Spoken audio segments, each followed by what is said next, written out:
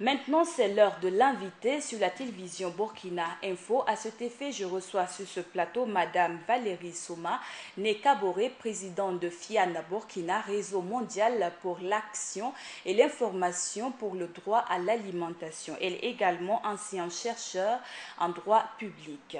Aujourd'hui, 8 mars, toutes les femmes du monde entier et principalement celles du Burkina commémorent la 159e journée internationale de la femme. Au Burkina, le thème choisi est entrepreneuriat agricole des femmes, obstacles, défis et perspectives. Bonjour madame et bienvenue sur ce plateau. Bonjour et merci.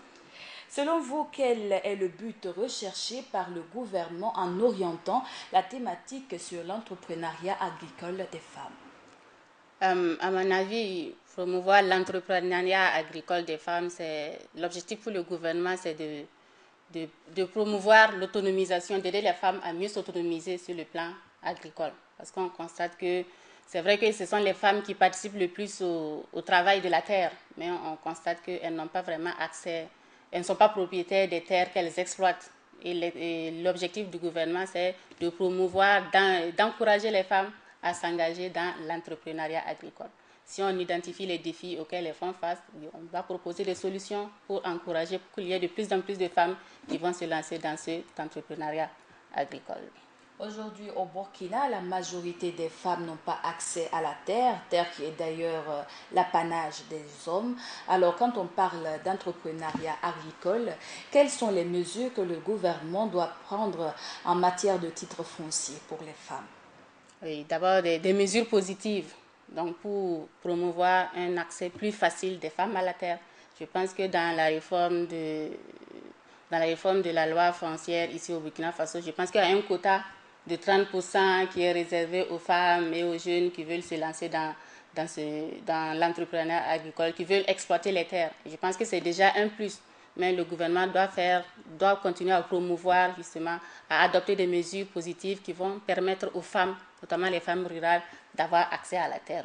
Parce qu'on constate que ce sont elles, la majorité de ceux qui travaillent à la terre, ce sont les femmes, et pourtant, environ dans le monde entier, c'est peut-être 1% de femmes qui ont vraiment un titre foncier sur la terre qu'elles travaillent. Et ça, c'est vraiment une injustice à l'égard de ces femmes-là. Voilà pourquoi le gouvernement veut promouvoir justement par l'entrepreneuriat agricole l'accès de ces femmes à la terre.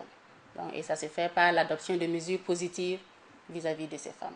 Outre la question foncière, il y a la question de financement. Vous êtes juriste. Selon vous, quelles sont les lois qui doivent être prises pour permettre aux femmes d'avoir accès au financement et au crédit? Je pense que les lois sur le financement qui existent déjà, c'est vrai que ça garantit la non-discrimination, mais on voit que malgré le fait qu'on interdit la discrimination dans l'octroi des financements, en fait, ça se fait, c'est pas respecté. Donc, ce qu'on peut faire, c'est peut-être d'adopter plus de mesures d'application ou des mesures positives en faveur des femmes. Parce qu'on voit que les mesures d'ordre général, malgré l'existence de ces mesures d'ordre général, les femmes sont toujours discriminées dans l'accès au financement, dans l'accès au crédit. Donc, ce qu'il faut, c'est adopter des mesures positives qui vont inciter les banques à ouvrir leur crédit aux femmes. Ça. Vous êtes d'une organisation qui prône le droit à l'alimentation. Au Burkina, aujourd'hui, on parle d'OGM. Alors, quel type d'agriculture pour les femmes? Enfin, on parle maintenant d'OGM. C'est vrai qu'il n'y a pas encore d'études qui prouvent l'innocuité des aliments OGM, mais le principe qui s'applique ici, c'est le principe de précaution. Donc, il faut encourager l'agriculture des femmes, une agriculture saine qui, a priori, n'a pas de lien avec les OGM, mais aussi la question qui se pose, étant donné que les OGM n'ont pas encore démontré vraiment leur innocuité, est-ce que c'est mieux de nourrir les gens maintenant, quitte à ce que plus tard, il y ait d'éventuels effets sur la santé, ou bien c'est mieux d'écarter carrément les OGM au risque que la pénurie alimentaire ne soit pas enrayée. Donc, c'est toute la question des OGM. Est-ce que principe de précaution ou bien il faut pallier à ce qui à la malnutrition, à la faim qui est actuelle et qui touche plusieurs personnes. C'est ça. Alors, une question, quelle perspective pour les changements de conditions de vie des femmes au Burkina, qui sont d'ailleurs très dures? Oui, c'est vrai que les femmes vivent dans des conditions difficiles au Burkina Faso, mais je pense que de plus en plus, l'État adopte des mesures qui sont de nature à améliorer les conditions de vie des femmes. C'est vrai qu'il y a beaucoup qui a déjà été fait, mais il y a beaucoup qui reste encore à faire pour que les femmes bénéficient de meilleures conditions de vie au Burkina Faso. Alors aujourd'hui, c'est le 8 mars. Quelles sont les activités menées au sein de votre organisation FIAN Burkina? Actuellement, comme activité, en fait, FIAN Burkina participe actuellement à une caravane en Afrique de l'Ouest pour promouvoir l'accès à la terre et l'accès à l'eau aux populations, à toutes les populations, notamment les plus vulnérables, dont les femmes.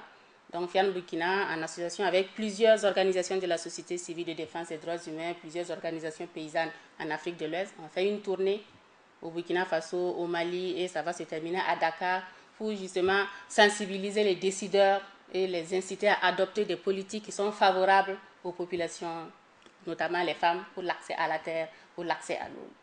Donc principalement, c'est cette activité actuellement que FIAN Burkina Faso mène, mais aussi FIAN Burkina Faso s'intéresse au droit à l'alimentation des femmes, notamment quand les femmes dans une société donnée sont dans l'incapacité de réaliser leur droit à l'alimentation. La question des genres fait partie des préoccupations de FIAN Burkina Faso. Alors, une dernière question avant de mettre fin à cet entretien. Vous avez parlé de la caravane. Alors, quelles sont les difficultés que vous rencontrez au quotidien dans le cadre de la promotion du droit d'accès à la terre et aussi à la question de l'alimentation? Concernant le droit d'accès à la terre, c'est la première difficulté, les principales difficultés, ce sont les mentalités. Parce que dans la plupart des sociétés, notamment les sociétés africaines, l'idée que la femme soit propriétaire de la terre, c'est une idée qui n'est pas encore assez implantée. Elle n'a que l'usufruit de la terre en fait. Donc l'accès à la terre des femmes, ça c'est vraiment, il faut que les mentalités changent. Malgré l'existence des lois qui vont promouvoir l'accès à la terre des femmes, tant que les mentalités n'ont pas changé, ça ne sera pas vraiment effectif. Parce qu'une femme peut vouloir, il y a la loi qui lui offre la possibilité d'avoir accès à la terre, mais si son mari s'y oppose, en fait, elle ne va pas aller acquérir cette propriété si c'est contre l'avis de son mari. Donc il faut que dans la société, les mentalités changent, qu'on accepte que la femme puisse être propriétaire de la terre, étant donné que c'est elle qui travaille principalement cette terre-là. Ce n'est que justice qu'elle puisse être propriétaire de cette terre-là. Alors, jour exceptionnel pour les femmes, votre dernier mot à leur endroit? Aujourd'hui, c'est le 8 mars et c'est une journée de réflexion et de bilan sur les droits des femmes. C'est vrai qu'on voit le côté festif, mais oui, on peut fêter, mais fêter les victoires qui ont déjà été engrangées dans la lutte pour la promotion des droits des femmes.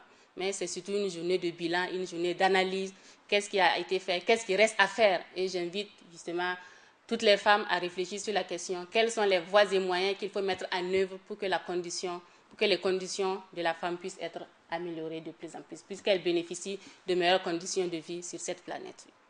Merci beaucoup à vous, Madame Souma. Merci d'être venue sur ce plateau. Merci à vous.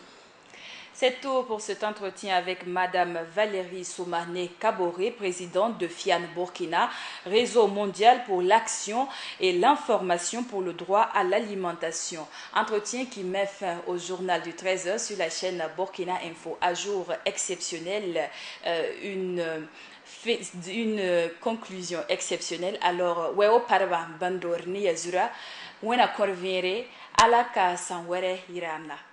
Excellente suite de nos programmes.